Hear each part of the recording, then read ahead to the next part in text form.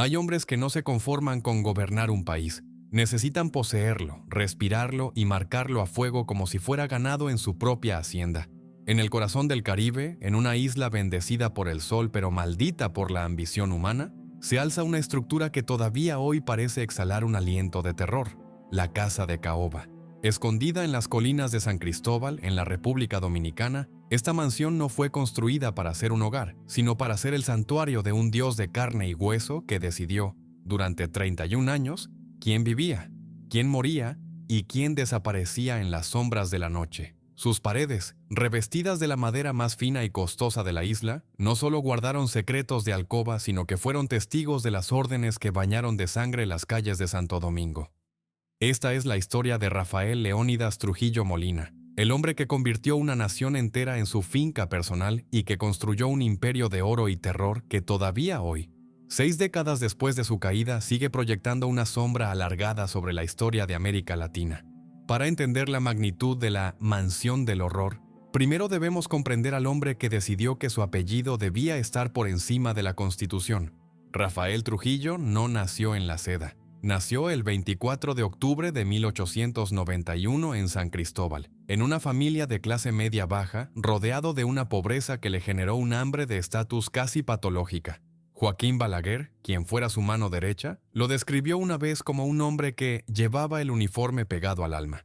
De joven, Trujillo no era un estratega brillante, era un cuatrero, un ladrón de ganado y un guardia de seguridad en las plantaciones de azúcar, pero poseía una astucia animal y una falta absoluta de escrúpulos. Cuando los marines de los Estados Unidos ocuparon la República Dominicana en 1916, Trujillo vio en las botas extranjeras su escalera al cielo. Mientras otros dominicanos veían a los invasores como enemigos, Rafael los vio como maestros. Aprendió de ellos la disciplina militar, el uso de la inteligencia y, sobre todo, que el poder real se sostiene con la punta de una bayoneta.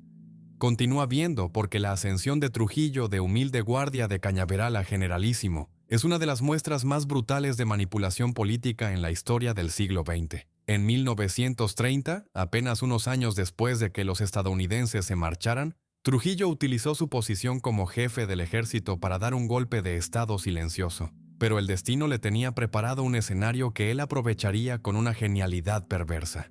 Solo 16 días después de tomar posesión como presidente, el huracán San Zenón, un monstruo de viento y destrucción, borró del mapa la ciudad de Santo Domingo. Miles de cadáveres flotaban en las calles y la nación estaba de rodillas. Un hombre normal habría flaqueado. Trujillo vio la oportunidad de oro. Decretó la ley marcial, tomó el control absoluto de los recursos y reconstruyó la ciudad a su imagen y semejanza. En un acto de egolatría que todavía asombra a los historiadores, cambió el nombre de la capital milenaria, fundada por el hermano de Cristóbal Colón, de Santo Domingo a Ciudad Trujillo. No contento con eso, el pico más alto de la isla pasó a llamarse Pico Trujillo, y cada rincón del país se llenó de bustos y placas que decían: «Trujillo es mi Dios», o «En esta casa manda Trujillo, pero Dios manda en Trujillo». Imaginen por un segundo el nivel de control. Trujillo no solo era el presidente, era el accionista mayoritario de cada industria rentable de la isla. Poseía las fábricas de sal, de tabaco, de azúcar y de zapatos. No había un solo negocio en la República Dominicana donde el jefe no recibiera su tajada. Se estima que su fortuna personal en 1950 superaba los 800 millones de dólares de la época, lo que hoy equivaldría a más de 10.000 millones de dólares. Con ese dinero, Trujillo construyó lo que él llamaba su mansión del destino, el Palacio Nacional de Santo Domingo, una mole de mármol rosado de influencia neoclásica que parece sacada de los sueños de un emperador romano. Pero detrás de la fachada brillante de las recepciones diplomáticas y las cenas de gala donde se servía el vino más caro de Francia, el Palacio Nacional escondía una red de búnkeres y salas de interrogatorio donde la 42, su banda de sicarios personal, se encargaba de silenciar a cualquier voz que se atreviera a susurrar una crítica. Pero, ¿cómo vivía un hombre que se creía el dueño del sol y del aire? La Casa de Caoba en San Cristóbal era su verdadero refugio. Una mansión de 3 niveles construida íntegramente con madera de caoba preciosa de la región. No era solo lujo, era una declaración de propiedad. La madera era tan oscura y el pulido tan perfecto que las paredes parecían espejos de sangre. Trujillo estaba obsesionado con la limpieza y el orden. Se dice que se cambiaba de uniforme militar hasta 5 veces al día y que nunca permitía que un grano de polvo tocara su escritorio. Su obsesión por la imagen era tal que, a pesar de sus orígenes humildes, se autoproclamó benefactor de la patria y padre de la patria nueva. Obligaba a las familias aristocráticas, que antes lo despreciaban por su origen, a asistir a sus fiestas y a inclinar la cabeza ante él. El Palacio de Trujillo no era un lugar de descanso, era un teatro de la humillación. Aquel que no sonreía lo suficiente en sus fiestas era invitado a la mañana siguiente a una entrevista de la que raramente salía con vida. Continúa viendo porque la verdadera terrible historia de la mansión de Trujillo no está en sus muebles de oro, sino en lo que ocurría en las sombras. El dictador creó un sistema de vigilancia que haría que la Stasi alemana pareciera un juego de niños. El servicio de inteligencia militar, el temido SIM, operaba desde los sótanos de sus propiedades. Tenían micrófonos ocultos en las iglesias, en los clubes sociales y hasta en los dormitorios de sus propios ministros. Trujillo disfrutaba sabiendo los secretos más íntimos de sus aliados. Usaba la información para chantajear, para destruir familias y para mantener a todos en un estado de paranoia constante. Nadie, absolutamente nadie en la República Dominicana se sentía seguro, ni siquiera dentro de su propia casa, porque Trujillo era el ojo que todo lo ve. El nivel de su megalomanía llegó a tal punto que organizó la Feria de la Paz y Confraternidad del Mundo Libre. En 1955, una exhibición obscena de riqueza para celebrar sus 25 años en el poder. Gastó $30 millones, un tercio del presupuesto nacional de ese año, para construir pabellones y monumentos que hoy son ruinas. En esa feria, su hija Angelita fue coronada como Reina de la Paz, con un vestido que costó $80,000 y una corona de diamantes y rubíes. Mientras la élite brindaba con champán en los jardines del palacio, el pueblo dominicano sufría una miseria que se ocultaba tras los muros de concreto construidos para que los turistas no vieran la pobreza de los barrios marginales. Trujillo había construido un espejismo de oro sobre un pantano de cadáveres. Sin embargo, el símbolo más oscuro de su poder era su silla. No era un trono real, pero Trujillo se sentaba en ella como si lo fuera. Desde sus despachos, ordenó la masacre del Perejil en 1937, donde se estima que entre 15,000 y 30,000 haitianos y dominicanos de origen haitiano fueron masacrados con machetes en una sola semana. ¿El motivo? Trujillo quería blanquear la nación. El dictador, que en secreto usaba polvo de arroz para aclarar su propia piel mulata, decidió que la sangre era el único método de limpieza étnica. Los informes de la época dicen que el río Masacre se tiñó de rojo durante días, y mientras tanto, en la casa de Caoba, Trujillo cenaba con su familia, escuchando música de salón, como si el genocidio fuera simplemente un trámite administrativo más. Continúa viendo porque el chivo, como lo llamaban sus enemigos en la clandestinidad, empezó a creerse inmortal. Pero mientras él fortalecía los muros de sus mansiones y aumentaba el número de sus guardaespaldas, una semilla de odio empezaba a germinar incluso dentro de su círculo más íntimo. Los mismos hombres que le servían el vino, los mismos generales que le juraban lealtad eterna, empezaban a darse cuenta de que Trujillo ya no era un líder, sino un monstruo fuera de control que amenazaba con hundir a la isla entera con él. La mansión de Caoba, que una vez fue el símbolo de su dominio absoluto, empezaría pronto a sentirse como una celda de lujo, y el trono que construyó con tanto cuidado estaba a punto de convertirse en su propio cadalso. Los números de su dictadura son aterradores. Se estima que más de 50,000 personas fueron asesinadas o desaparecidas durante su mandato. El SIM tenía un registro de más de 300,000 informantes en una población que apenas llegaba a los 3 millones. Trujillo era el dueño de la vida, de la muerte y hasta del pensamiento de los dominicanos. Pero todo imperio construido sobre el miedo tiene una fecha de caducidad escrita con sangre. En el próximo bloque veremos cómo el asesinato de las 3 hermanas Mirabal, el crimen que estremeció al mundo, marcó el inicio del fin para el benefactor. Veremos cómo la casa de Caoba se llenó de fantasmas y cómo el hombre que tenía un país a sus pies terminó huyendo de las sombras que él mismo había creado. Esta es la historia de Rafael Trujillo, el dictador que quiso ser Dios y terminó siendo el chivo que el destino estaba listo para sacrificar. Hay una forma de hambre que no se sacia con banquetes ni se apaga con el oro. El hambre de posesión absoluta sobre la voluntad y la carne de los demás. Rafael Trujillo no solo quería ser el dueño de las tierras y las industrias de la República Dominicana, quería ser el dueño de la intimidad de cada hogar.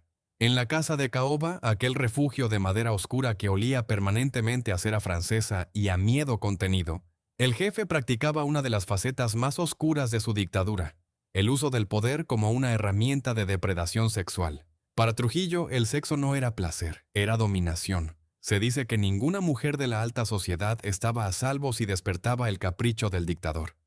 Obligaba a sus ministros y generales a asistir a fiestas en la casa de Caoba, acompañados de sus esposas e hijas, solo para que él pudiera elegir a su presa de la noche ante los ojos humillados de sus subordinados. El chivo había convertido su mansión en un altar de degradación, donde el honor de las familias era la moneda de cambio para mantener un puesto en el gobierno o simplemente para conservar la vida. Continúa viendo porque la maquinaria de seducción y terror de Trujillo era tan sofisticada que contaba con un departamento dedicado exclusivamente a rastrear y captar mujeres para sus deseos. Su red de informantes, dirigida por el siniestro Johnny Aves García desde las sombras del Servicio de Inteligencia Militar, no solo buscaba opositores, buscaba rostros hermosos, pero Trujillo no se limitaba a las fronteras de su isla. Su ego era tan vasto que creía que su mano podía alcanzar a cualquiera en cualquier parte del mundo. Y en 1956 ejecutó uno de los crímenes internacionales más audaces y aterradores de la Guerra Fría, el secuestro de Jesús de Galíndez. Galíndez era un profesor vasco exiliado en Nueva York que había cometido el error imperdonable de escribir una tesis doctoral titulada La Era de Trujillo, donde desnudaba las tripas de la dictadura. En pleno Manhattan, a plena luz del día, Galíndez desapareció como si se lo hubiera tragado la tierra.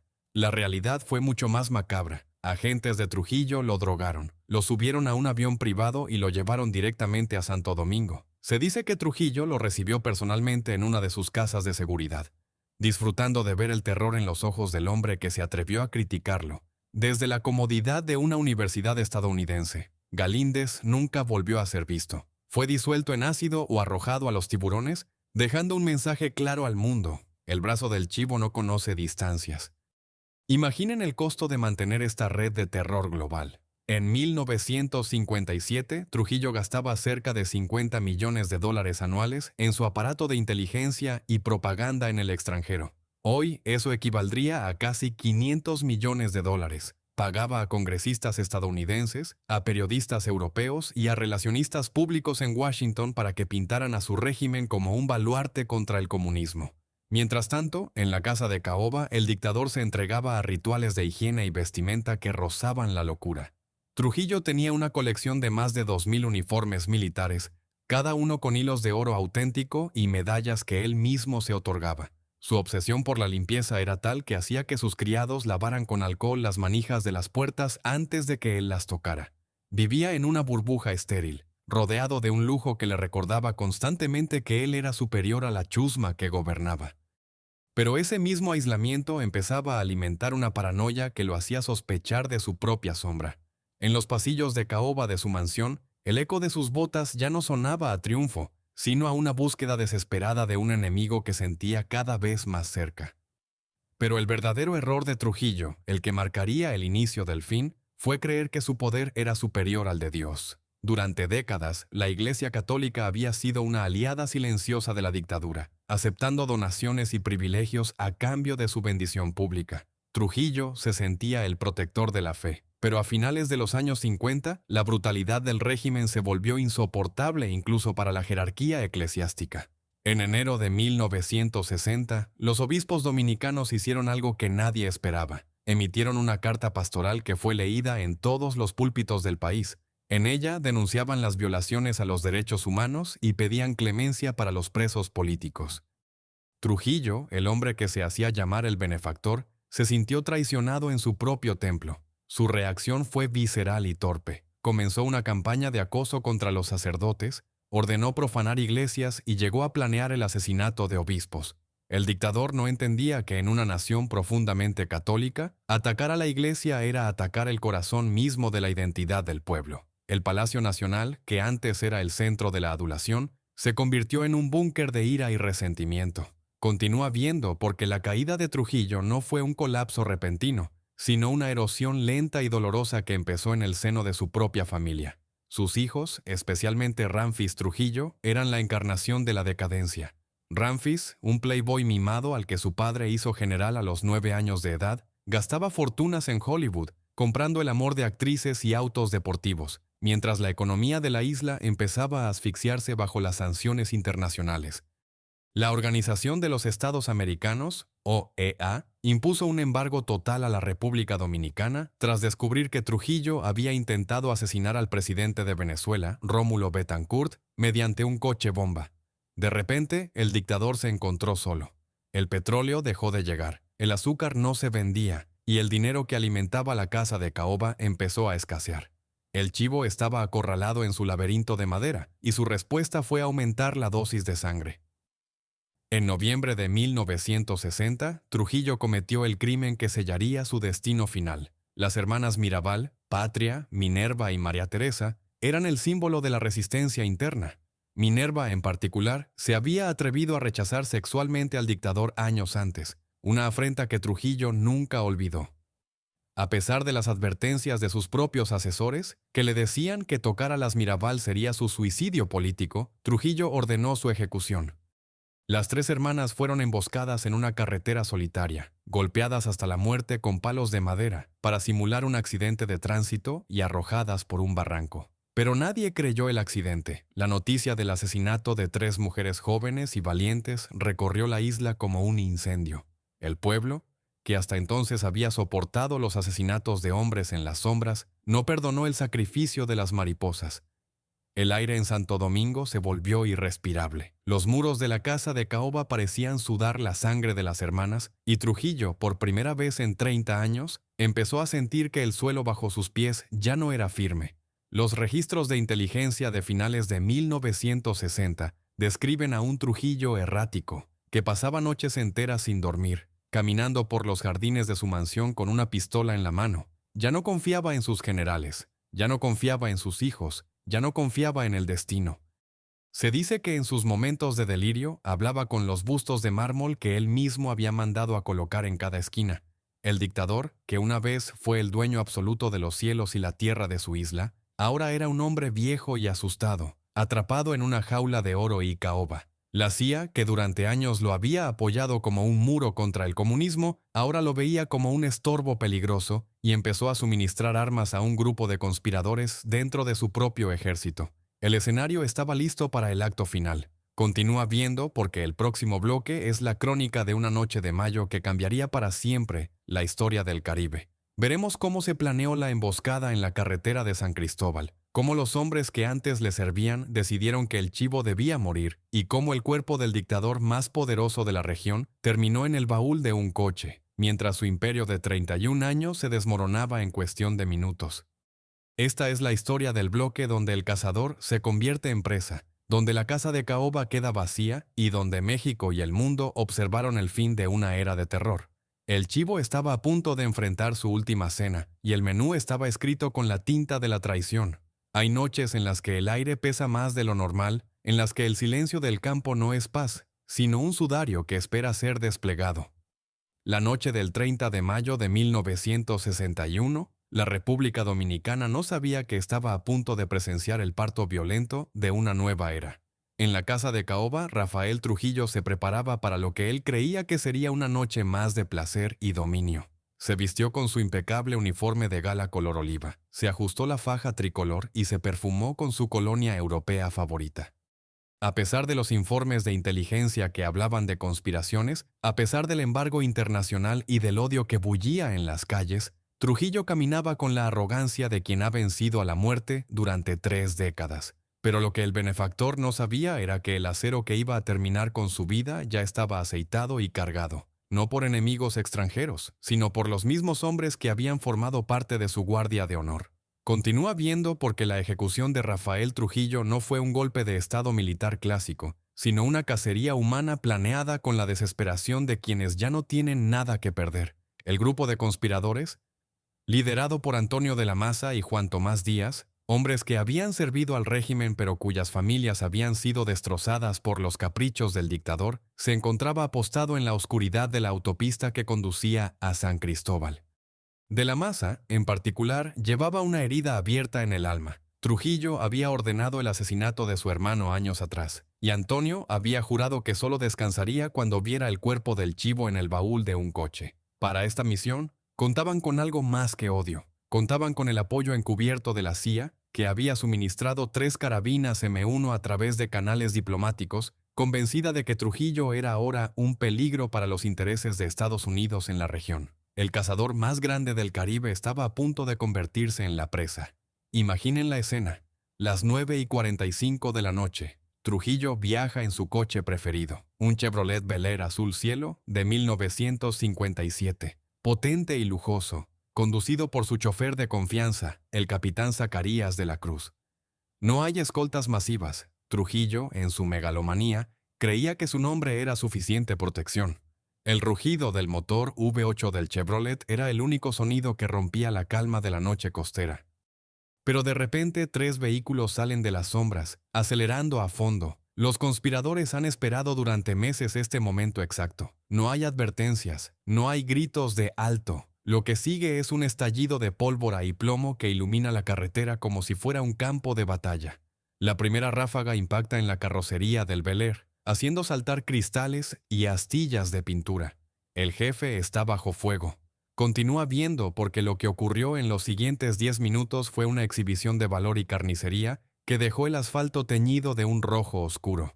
Trujillo, a pesar de sus 69 años y de estar herido desde los primeros disparos, no se encogió en el asiento. «¡Párate a pelear, Zacarías!», gritó el dictador, desenfundando su revólver 38 de cañón corto. Trujillo era un soldado, y en su mente distorsionada, morir huyendo era la única deshonra que no podía permitirse. Zacarías frenó el coche en seco y ambos descendieron, usando las puertas del Bel Air como escudo mientras intercambiaban disparos con los conspiradores que los rodeaban. El aire se llenó del olor acre de la pólvora y del silbido de las balas que cortaban el aire caliente. Más de 60 impactos recibiría el coche aquella noche, una cifra que demuestra la furia incontenible de los hombres que disparaban. De la Maza e Invert Barrera, 2 de los conspiradores más decididos, se acercaron bajo la lluvia de balas. Invert recordaría años después la imagen espectral de Trujillo, tambaleándose bajo la luz de los faros, sangrando profusamente pero intentando disparar una última vez. Fue entonces cuando Antonio de la Maza, el hombre que había esperado años por este segundo, le asestó el disparo definitivo. Trujillo cayó de bruces sobre el asfalto. El hombre que se hacía llamar el padre de la patria nueva, ahora no era más que un cuerpo destrozado en la cuneta de una carretera secundaria. El silencio que siguió al último disparo fue más atronador que el tiroteo mismo. De la Maza se acercó al cadáver, lo miró con un odio que el tiempo no había podido enfriar y sentenció: «Este hombre ya no mata a nadie más». Pero matarlo era la parte fácil. Lo que venía después era un descenso al caos absoluto. Los conspiradores, en un acto de simbolismo macabro, cargaron el cuerpo de Trujillo en el baúl de uno de sus coches y se dirigieron a la casa de Juan Tomás Díaz en la capital. El plan era presentar el cadáver a los altos mandos militares para que iniciaran el golpe de Estado. Pero el miedo, ese virus que Trujillo había inoculado en el alma de los dominicanos durante 31 años, fue más fuerte que la muerte misma. Los generales, al ver el cuerpo inerte de su amo, no sintieron alivio, sino un terror paralizante. Nadie se atrevía a dar el paso siguiente. Nadie quería ser el primero en anunciar que el dios de la isla había muerto, temiendo que, incluso desde el más allá, Trujillo pudiera levantarse y castigarlos. Continúa viendo porque la reacción del régimen tras el hallazgo del cuerpo fue una exhibición de sadismo que todavía hoy estremece a los historiadores. Johnny Aves García, el jefe del Servicio de Inteligencia Militar, SIM, y Ramfis Trujillo, el hijo mayor del dictador que regresó de París en un avión privado apenas supo la noticia, desataron una cacería de brujas que convirtió a la República Dominicana en un matadero. Ramfis, un hombre obsesionado con la crueldad, no buscaba justicia, buscaba venganza. La casa de Caoba, que antes era el Palacio del Placer, se convirtió en el centro de operaciones para las torturas más atroces. Los conspiradores y sus familias fueron capturados uno a uno. Los llevaron a la Hacienda María, una de las propiedades de la familia Trujillo, donde Ramfis personalmente supervisó las ejecuciones, usando métodos que hacían que la muerte por bala pareciera una bendición. Los hombres que liberaron a la isla terminaron siendo devorados por la misma maquinaria de terror que habían intentado destruir. Los números de la represión post-Trujillo son desgarradores. Se estima que en las semanas siguientes al asesinato, más de 400 personas fueron ejecutadas o torturadas hasta la muerte por el SIM. Ramfis Trujillo gastó millones de dólares del Tesoro Nacional en perseguir a los conspiradores hasta el último rincón de la isla.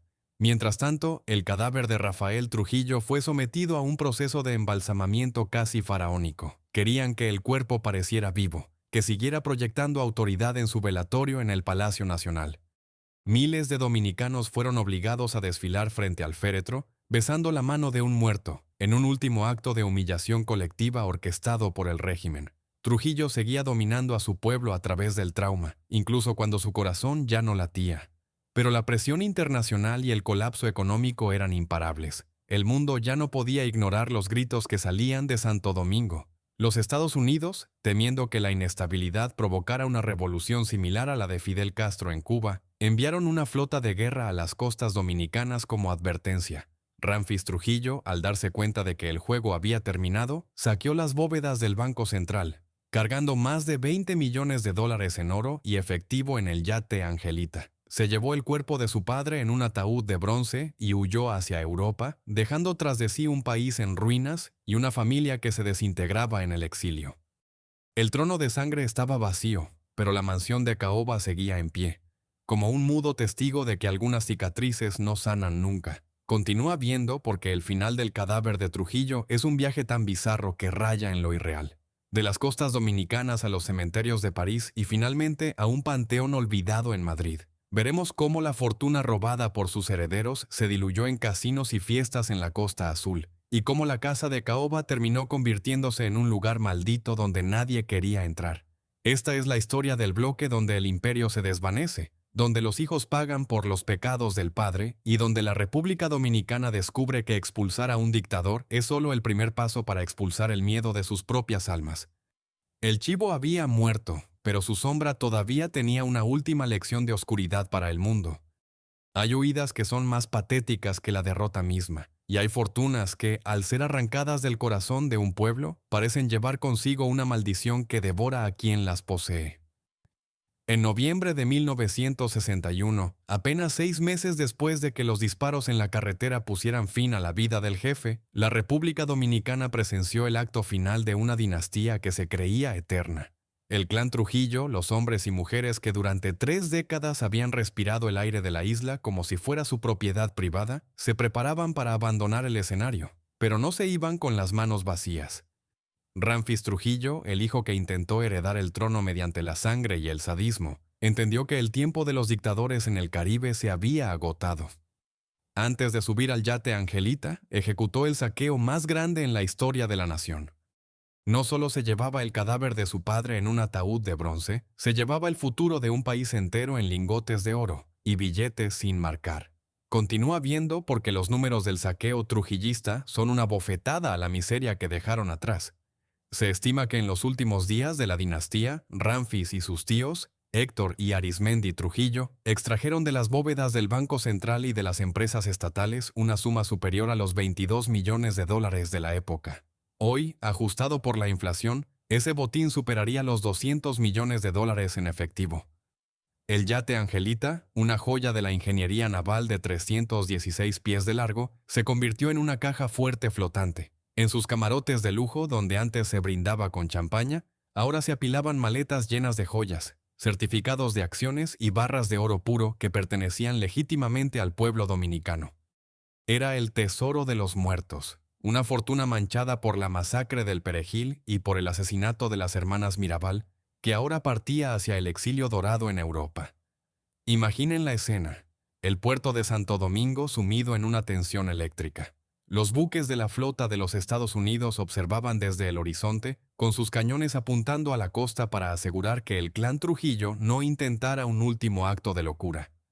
Ramfis, el generalísimo de opereta que nunca ganó una batalla pero que torturó a cientos de hombres, miraba la isla por última vez desde la cubierta del yate. En el baúl del barco, el cuerpo embalsamado de Rafael Trujillo viajaba en un ataúd revestido de plomo para evitar que el olor de la muerte se mezclara con el perfume de las amantes de Ramfis que lo acompañaban en la huida. Era una procesión fúnebre de una obscenidad sin precedentes.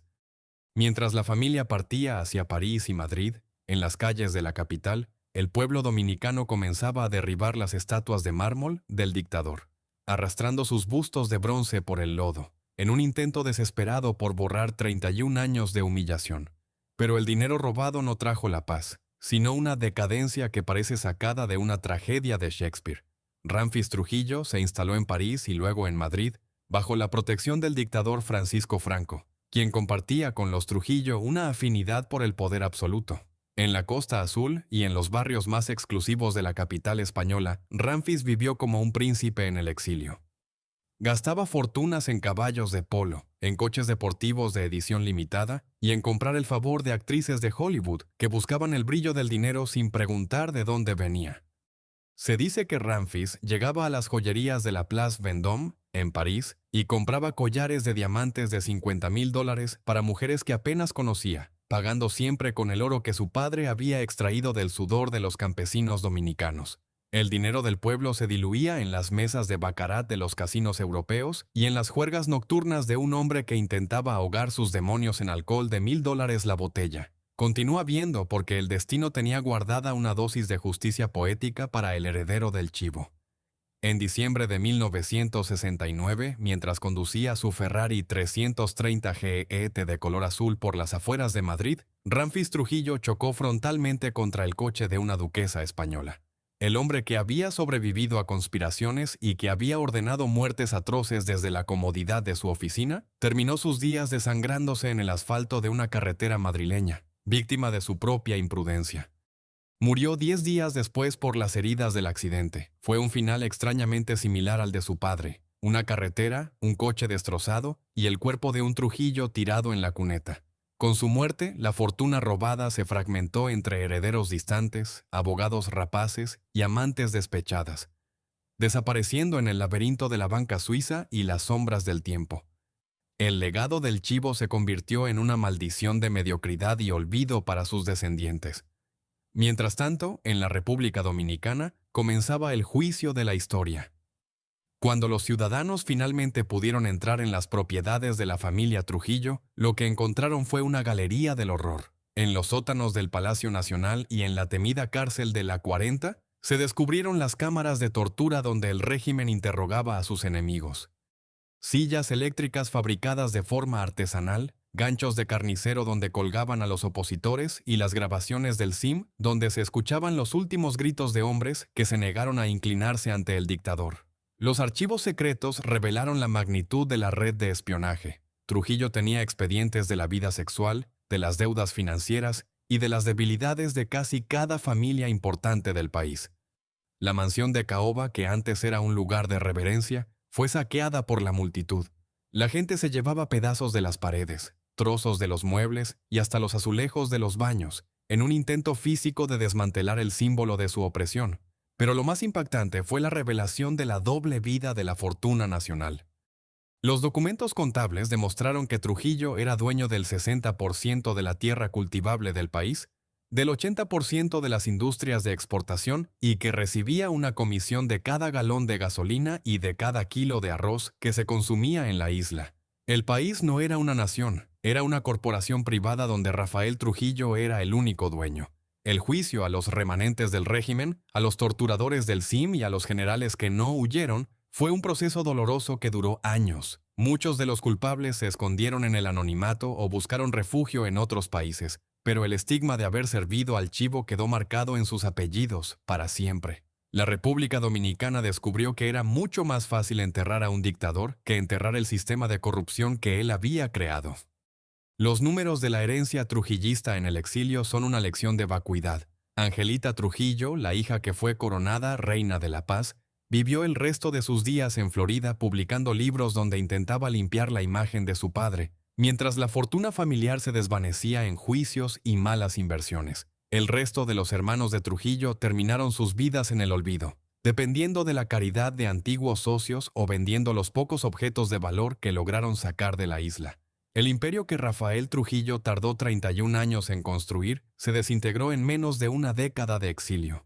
No quedó nada excepto el odio de un pueblo y las ruinas de sus palacios que nadie quería habitar por miedo a los fantasmas que supuestamente los rondaban. Continúa viendo porque el viaje del cadáver de Trujillo es el episodio más macabro de esta historia.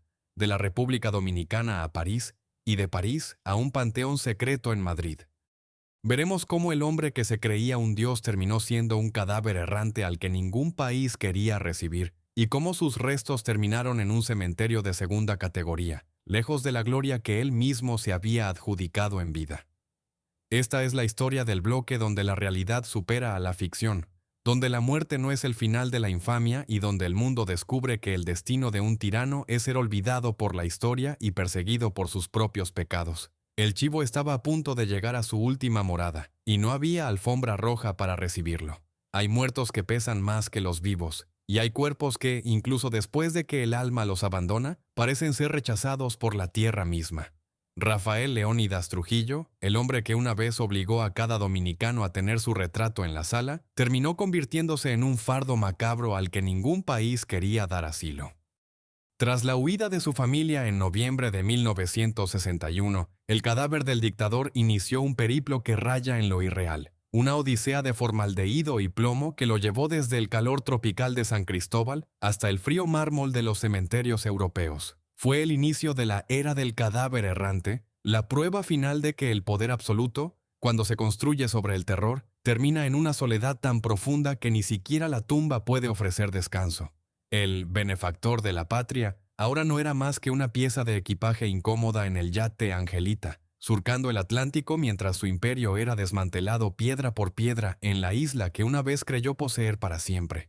Continúa viendo porque el viaje de los restos de Trujillo es una de las crónicas más bizarras de la historia del Caribe. Cuando el yate Angelita llegó a las costas de Guadalupe, las autoridades francesas, presionadas por el nuevo gobierno dominicano que había declarado a Trujillo persona non grata, incluso en la muerte, impidieron que el barco siguiera su curso. El ataúd de bronce, que pesaba más de 1000 libras por su revestimiento interno de plomo diseñado para evitar que la podredumbre del chivo contaminara el aire de lujo del yate, fue bajado a tierra en medio de una tensión diplomática internacional. El gobierno dominicano prohibió formalmente que el cuerpo regresara jamás a la isla. Trujillo, el hombre que cambió el nombre de la capital, que puso su nombre a la montaña más alta y que grabó su apellido en cada obra pública, ahora no tenía permiso para ocupar ni 2 metros de tierra en su país. Era un exiliado eterno, un dios caído al que la historia le había cerrado las puertas del paraíso y del infierno doméstico. Imaginen el nivel de rechazo. El cuerpo fue trasladado finalmente a París, al cementerio de Père Lachaise, el lugar donde descansan leyendas como Oscar Wilde y Jim Morrison. Pero Trujillo no encajaba entre poetas y artistas. Su presencia allí era un insulto a la elegancia parisina. El ataúd permaneció en una cripta alquilada, mientras su hijo Ramfis intentaba desesperadamente encontrar un lugar definitivo donde el apellido Trujillo no fuera sinónimo de asco. Finalmente, tras la muerte de Ramfis en aquel accidente de Ferrari en 1969, la familia decidió que padre e hijo debían descansar juntos en España, bajo la protección silenciosa de la dictadura de Francisco Franco. En 1970, los restos de Rafael Trujillo fueron trasladados al Panteón de Mingorrubio, en El Pardo, a las afueras de Madrid. Un cementerio militar, gris y austero, donde el dictador dominicano fue depositado en una cripta de granito que nadie visita, lejos del sol del Caribe, lejos de la caoba de sus mansiones y lejos de los bustos de bronce que una vez adornaron cada plaza de su isla. Continúa viendo porque mientras el cadáver del dictador se empolvaba en una cripta española, su descendencia vivía un proceso de autodestrucción que los historiadores llaman el síndrome del príncipe destronado. Los hijos de Trujillo, criados en la convicción de que el mundo les pertenecía por derecho de sangre, descubrieron que sin el aparato de terror de su padre, no eran más que ciudadanos mediocres con demasiado dinero y muy poca alma. Ramfis, como ya hemos visto, se desintegró en una espiral de alcohol y velocidad, pero sus hermanos no corrieron mejor suerte. Angelita Trujillo, la reina de la paz, pasó el resto de su vida en Miami, viviendo de los restos de la fortuna saqueada, publicando libros donde intentaba retratar a su padre como un santo incomprendido. Era una visión distorsionada de la realidad, un intento patético de limpiar la sangre de las sábanas de caoba con tinta de nostalgia. Angelita murió convencida de que el pueblo dominicano era ingrato, por haber olvidado los beneficios del régimen, sin entender que lo que el pueblo quería olvidar era el miedo que ella representaba. Los números de la decadencia familiar son reveladores del vacío que deja una dictadura. De los 9 hijos reconocidos y docenas de hijos ilegítimos de Trujillo, casi ninguno logró construir una vida de éxito legítimo. Se estima que la fortuna de los Trujillo en el exilio, que en 1961 superaba los $200 millones, se redujo en un 90% en menos de 2 décadas. Gastaron fortunas en abogados para defenderse de demandas internacionales, en malas inversiones en negocios que no entendían y en mantener un estilo de vida de aristocracia europea que ya no les correspondía. Flor de Oro Trujillo, la hija mayor, se casó y se divorció 9 veces, buscando en cada marido la sombra de autoridad de su padre, terminando sus días en la relativa obscuridad, viviendo de una pensión que era una sombra de la opulencia de Ciudad Trujillo. El apellido que antes abría todas las puertas del mundo, ahora era un estigma que los obligaba a registrarse en los hoteles bajo nombres falsos para evitar el repudio de los demás huéspedes. Pero mientras los Trujillo se desvanecían en el exilio, la República Dominicana se enfrentaba al fantasma de la casa de caoba. Durante años, la mansión en San Cristóbal permaneció cerrada, custodiada por el ejército, pero devorada lentamente por la humedad y el olvido. Se decía que en las noches, los campesinos de la zona evitaban pasar cerca de la propiedad porque juraban escuchar el eco de las botas de Trujillo caminando por los pasillos de madera. La casa se convirtió en una metáfora del país, una estructura hermosa por fuera, pero podrida por dentro, llena de pasadizos secretos y habitaciones donde se torturó la esperanza. El gobierno dominicano, en un intento de purificar el lugar, convirtió algunas de las propiedades de Trujillo en museos o edificios gubernamentales, pero la casa de caoba resultó ser inmanejable. Ningún proyecto prosperaba allí. El costo de mantener la caoba era demasiado alto y el peso psicológico de su historia era demasiado denso. La mansión terminó convirtiéndose en una ruina aristocrática, un lugar donde el lujo de ayer se descascaraba para revelar la fealdad del mañana. Lo más irónico de la herencia de Trujillo es que su mansión definitiva, la cripta en Mingo Rubio, terminó siendo compartida con el hombre que lo acogió en el exilio. En 2019, cuando el gobierno español decidió exhumar los restos de Francisco Franco del Valle de los Caídos, el lugar elegido para su nuevo entierro fue precisamente el cementerio de Mingo Rubio. Allí, a pocos metros de distancia, descansan hoy los 2 dictadores, unidos por el destino y por el hecho de que sus respectivos países decidieron que ya no tenían lugar en el corazón de sus democracias. Trujillo, el hombre que se creyó el dueño de una isla, terminó sus días en un cementerio de paso, en una cripta que hoy luce abandonada, sin flores, sin placas de agradecimiento de la patria y sin la música de los festivales de paz que él mismo organizaba para celebrar su grandeza. Continúa viendo porque la historia de Trujillo nos deja una última lección sobre la naturaleza del poder absoluto y la fragilidad de las fortunas construidas sobre el crimen. En el próximo y último bloque realizaremos la conclusión filosófica de este documental.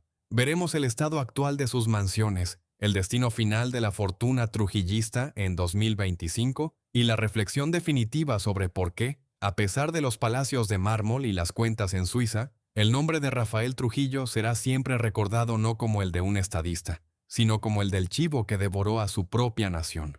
La mansión de caoba ya no tiene dueño, pero su historia sigue gritando la verdad sobre lo que ocurre cuando un hombre olvida que es mortal y decide jugar a ser Dios. Estamos llegando al final de la era de Trujillo, el bloque donde las luces se apagan y solo queda el juicio implacable de la memoria. Hay una forma de inmortalidad que los hombres poderosos persiguen con una desesperación casi infantil, la creencia de que sus obras, sus nombres y sus casas podrán resistir el embate de los siglos. Rafael Leónidas Trujillo. Molina no fue la excepción. Él no construyó solo para su conveniencia, construyó para su gloria. Pero hoy, en el año 2025, cuando recorres las calles de Santo Domingo o te adentras en las colinas de San Cristóbal, lo que encuentras no es el rastro de un dios, sino el rastro de una herida. La terrible historia de la mansión de Trujillo termina no con un estallido, sino con el lento y agónico crujir de la madera de caoba pudriéndose bajo la humedad del Caribe. El hombre que se creyó el dueño de una isla descubrió demasiado tarde, que el poder absoluto es solo una habitación alquilada en la casa de la historia, y que el alquiler se paga, siempre, con el olvido o con la infamia.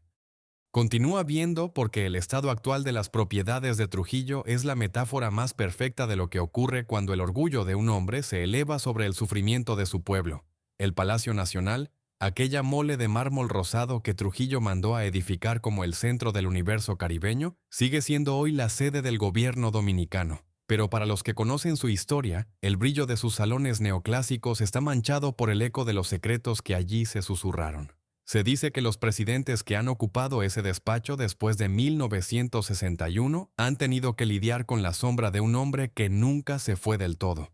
Pero mientras el Palacio Nacional se mantiene impecable por necesidad del Estado, el verdadero refugio íntimo de Trujillo, la Casa de Caoba, ha corrido una suerte mucho más oscura. Hoy, la Casa de Caoba en San Cristóbal es un esqueleto de madera devorado por el tiempo y el saqueo. Es una ruina aristocrática donde la maleza crece entre las grietas de los pisos que alguna vez pisaron los embajadores de las potencias mundiales. No hay flores en sus jardines, solo maleza y basura. Los techos se han hundido, las ventanas han desaparecido y la caoba preciosa, aquella que Trujillo eligió como símbolo de su estatus inalcanzable, hoy se descascara revelando la fealdad del abandono. Es un lugar que el pueblo dominicano ha decidido dejar morir. No por negligencia, sino por un instinto de purificación. Es como si la tierra misma estuviera intentando digerir el horror que ocurrió entre esos muros para que no quede rastro de la soberbia del jefe. La mansión que una vez fue el epicentro del pánico nacional, hoy es solo una parada lúgubre para turistas del morbo y exploradores urbanos que buscan capturar en sus cámaras el fantasma de una dictadura que se desintegra. Pero el legado más difícil de borrar no es el de las piedras o la madera, sino el que Trujillo grabó en la psicología de su nación. Durante 31 años, Trujillo no solo gobernó el cuerpo de los dominicanos, gobernó sus mentes, inculcó una cultura de autoritarismo y obediencia que los sociólogos llaman el trujillismo sin Trujillo.